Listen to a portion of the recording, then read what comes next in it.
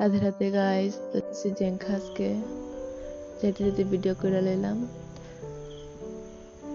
তারপর অনেক জায়গাতে পারি নাই ভিডিও করতে, কেন কি আজকে আমি একলা আসলাম। তারপর ঘরে যাওয়ার পর দেখো আঙ্গু কালুর অনেক মিস করতেছিলাম, তো কালুর অল্প আদর দিলাম।